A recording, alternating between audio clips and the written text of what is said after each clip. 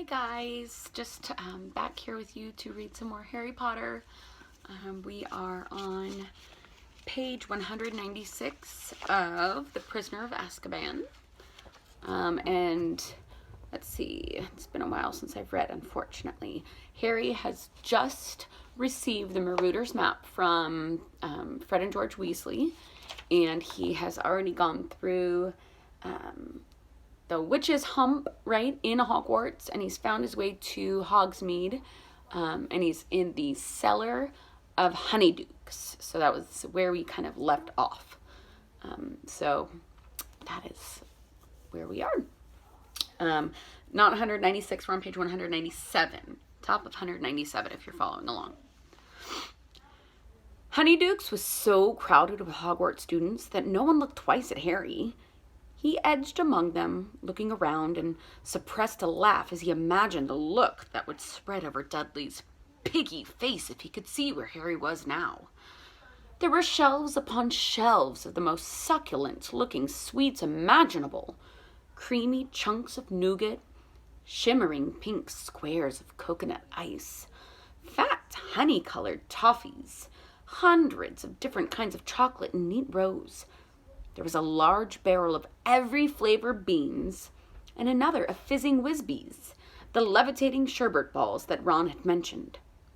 Along yet another wall were special effects sweets, Drubel's best blowing gum, which filled a room with bluebell-colored bubbles that refused to pop for days, the strange, splintery, tooth-flossing string mints, tiny black pepper imps, breathe fire for your friends, ice mice, hear your teeth chatter and squeak, peppermint creams shaped like toads, hop realistically in the stomach, fragile sugar-spun quills, and exploding bonbons. Harry squeezed himself through a crowd of sixth years and saw a sign hanging in the farthest corner of the shop. Unusual tastes. Ron and Hermione were standing underneath it, examining a tray of blood-flavored lollipops. Ugh. Harry sneaked up behind them. Ugh, no, Harry won't want one of those. They're for vampires, I expect, Hermione was saying. How about these? Said Ron, shoving a jar of cockroach clusters under Hermione's nose. Definitely not, said Harry. Ron nearly dropped the jar. Harry! Hermione squealed. What are you doing here? How did you... Wow, said Ron, looking very impressed. You've learned to apparate. Course I haven't, said Harry. He dropped his voice so that none of the sixth years could hear him and told them all about the Marauders map. How come Fred and George never gave it to me? Said Ron, outraged. I'm their brother. But Harry isn't going to keep it, said Hermione, as though the idea were ludicrous. He's going to hand it in to Professor McGonagall, aren't you, Harry? No, I'm not, said Harry. Are you mad? Goggling at Hermione. Hand in something that good? If I hand it in, I'll have to say where I got it. Filch will know Fred and George had nicked it. But what about Sirius Black? Said Hermione. He could be using one of the passages on the map to get into the castle. The teachers have got to know. He can't be getting in through a passage, said Harry quickly. There are 7 secret tunnels on the map, right? Fred and George reckon Filch already knows about 4 of them. And the other 3, one of them's caved in, so no one can get through it. One of them's got the Whomping Willow planted over the entrance, so you can't get out of that. And the one I just came through, well, it's really hard to see the entrance down in the cellar. So unless he knew it was there... Harry hesitated. What if Black did know the passage was there? Ron, however, cleared his throat significantly and pointed to a notice pasted on the inside of the sweet shop door. By order of the Ministry of Magic. Customers are reminded that until further notice, Dementors will be patrolling the streets of Hogsmeade every night at sundown. This measure has been put into place for the safety of Hogsmeade residents and will be lifted upon recapture of Sirius Black.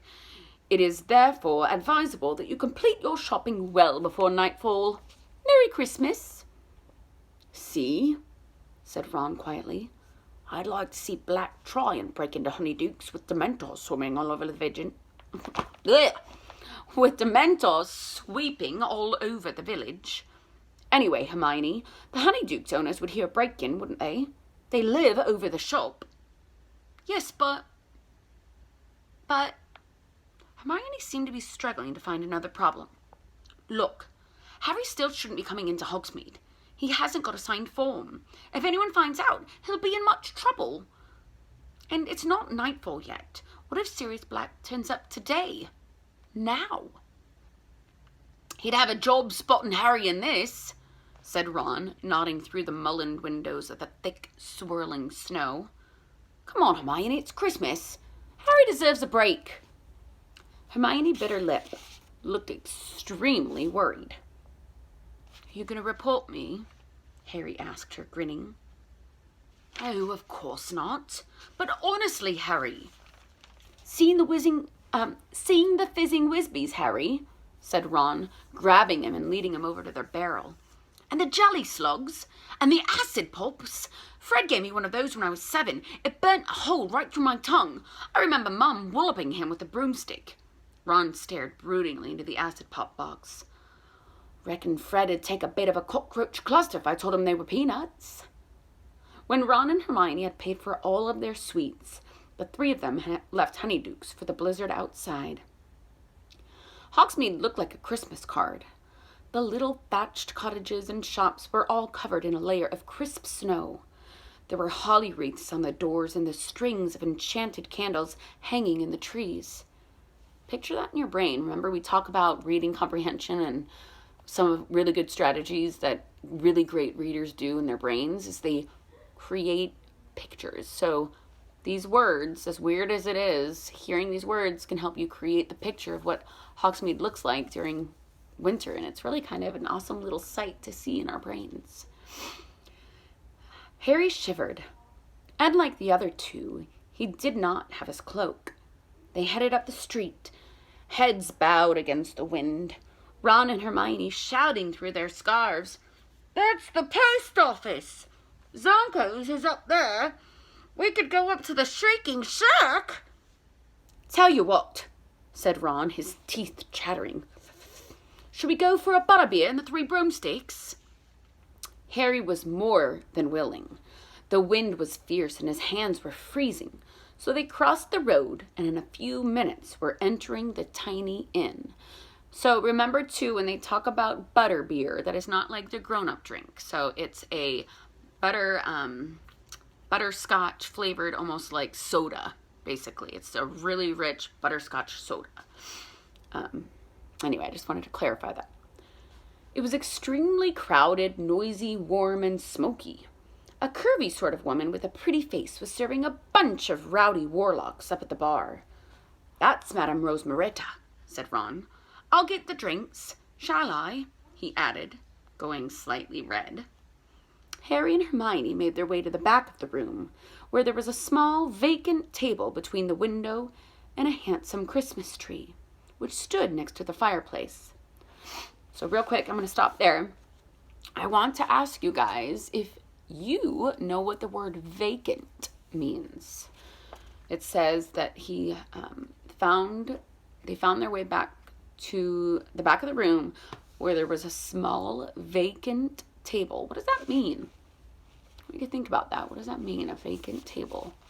The whole room is crowded. They found their way to the back where there was a vacant table. It means it was empty. It was ready for them to take their seats there. Ron came back 5 minutes later carrying 3 frothing, foaming tankards of hot butterbeer. Merry Christmas, he said happily, raising his tankard. Harry drank deeply.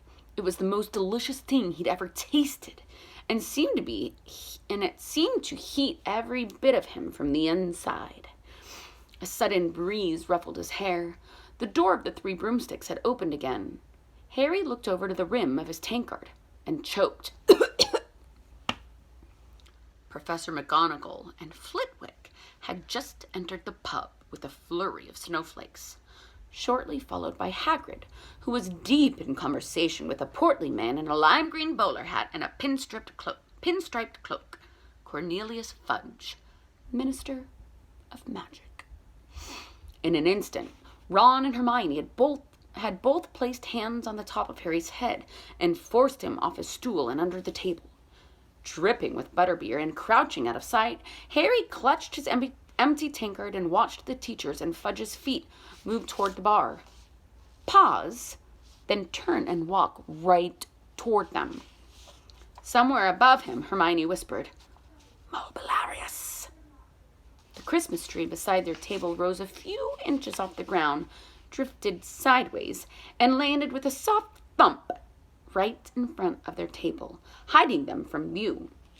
Staring through the dense lower branches, Harry saw 4 sets of chair legs move back from the table right beside theirs, then heard the grunts and sighs of the teachers and minister as they sat down.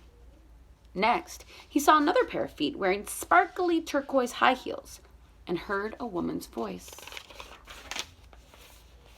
And I'm going to actually stop there because this next part is going to go on for quite a while, and I want to keep it all together all at once. So I will do my best to get the next video out tomorrow, but for now we are stopped on page 202. Okay, so I will see you guys later. Miss you all terribly. Bye, guys.